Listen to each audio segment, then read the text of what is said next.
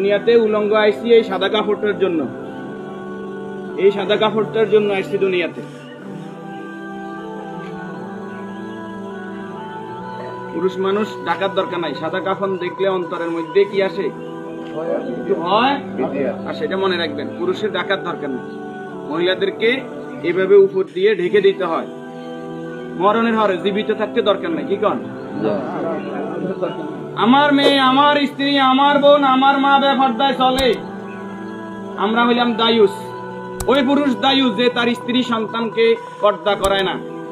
আপনি থাকতে আপনার স্ত্রী কিভাবে ফেরিওয়ালার সামনে যায় আলু খাইস কিনে, আপনি দেশে থাকতে, আপনি এলাকা থাকতে আপনার স্ত্রী কিভাবে মার্কেটিং করে যায়, এভাবে বাজার সদাই করে, আপনি পুরুষ কেন পর্দার ব্যাপারে সচেতন নয়? আপনার উপযুক্ত মেয়ে ওড়না ছাড়া ঘর থেকে বের হয় কিভাবে? আপনার মেয়ে, আমার মেয়ে কিভাবে পায়জামা টাকনুর উপরে পরে? আমার ছেলে কিভাবে পায়জামা টাকনুর নিচে পরে? আমার টাকা দিয়ে আমার ছেলে সিগারেট খায়, আমার টাকা দিয়ে, আমার টাকার এমবি খরচ করে আমার ছেলে মেয়ে ঘরের মধ্যে গান বাজনা করে। আপনি পুরুষ উদাসীন, আপনার খবর নাই। খোদার কসম, দায়ুস ওই পুরুষ যে পুরুষ তার পরিবারকে দিন শিক্ষা দেয় না, কোরআন শিক্ষা দেয় না, পর্দার কথা বলে না।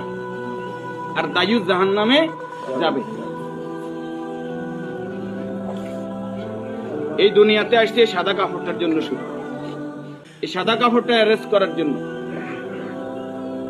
কিন্তু এই সাদা কাপড়টাও নিজের টাকায় কিনা হয়, নিজের টাকায় কিনা হয়। কেউ না কেউ, আমরা অনেক সময় শুনছি যে 3.5 হাতের মালিক ছাড়া আমি ন, আমি নিজে 8-10টা কবর এইভাবে দিছি যে উনি যে জায়গা দেখাই গেছে এই জায়গায় কবর দিন, আর জায়গা দিন আমাদের বাড়িতে। কথা কি বুঝতে পারছেন? উনি যে জায়গা দেখাই গেছে ওই জায়গায় দিতে পারি নাই বিভিন্ন কারণে। ওই জায়গার মধ্যে হয়তো পুরান কবর পড়ছে, অথবা ওই জায়গার মধ্যে খাদ গর্ত বেশি, পানি হয়ে গেছে।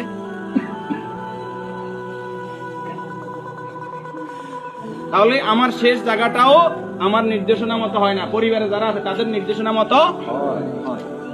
যে রাসূলের শানমর্যাদা এত বেশি, সে রাসূলের প্রতি দুরূদ ও সালাম সাল্লাল্লাহু আলাইহি ওয়াসাল্লাম।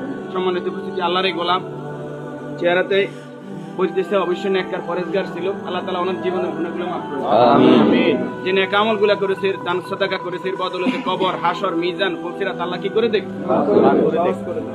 আমরা যারা জানাজায় উপস্থিত হয়েছে আল্লাহ আমাদেরকে মাফ করে দেন। আল্লাহ তাআলা এই পরিবারকে ধৈর্য ধারণ করার তৌফিক দান করুন, আমিন। 40 জন জানাজাতে কাদেরকে উপস্থিত করাইবেন? আমাদের কত বলবো, বলতে আর বলতে মনে চায় না। সব জানেন কিন্তু আমল নাই। আপনি জানেন যে আত্মীয়তার সম্পর্ক নষ্টকারী জাহান্নামে যাবে, আপনি নিজেই সেই সম্পর্কটা বারবার নষ্ট করেন। আপনি জানেন যে আগে সালাম দিতে হবে, আপনি সালাম দেন না। আপনি জানেন যে নিজের জন্য যেটা ভালো মনে করি অপরের জন্য সেটা ভালো মনে না করলে আমি ইমানদার নয়। আপনি জানেন প্রতিবেশীর হক নষ্ট করলে ইমানদার নয়। কই নাই, সব শুধু জানি, আমল করি না। আমাদের মাঝ থেকে আমলটা দূরে সরে গেছে। এই নেককার গোলাম জানাজাতে নামাজি ফরেজগার লোক, শিরিক মুক্ত লোক, আপনার দৃষ্টিতে যিনি শিরিক মুক্ত, এরকম 40 জন লোক যদি দোয়া করে আল্লাহ তাআলা ওই দোয়া কি করে? কবুল করে। 40 জন হাইবেন, আইতেন না। উনি নামাজি ফরেজগার, উনি হয়তো আপনি মনে করেন যে মাজারে সেজদা দেন শুধু কবিরা গুনাহ, মাজারে সেজদা দেন বুঝি শিরক। শনিবার মঙ্গলবার কি শিরক না? শনিবার মঙ্গলবার হিসাব করা শিরক না? শিরক, এটাও শিরক। এই যে জাদু টোনা করা, এটা কি শিরক না?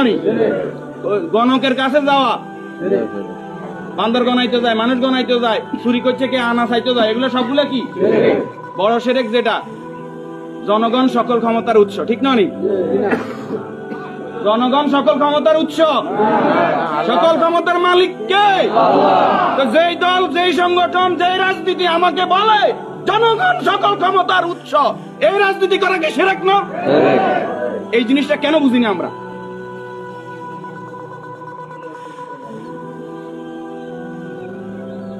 আপনি মুখে বললেন জনগণ সকল ক্ষমতার উৎস, অন্তরে আপনি বলবেন যে হ্যাঁ আল্লাহ সকল ক্ষমতার উৎস, এটা তো আল্লাহ মানে না।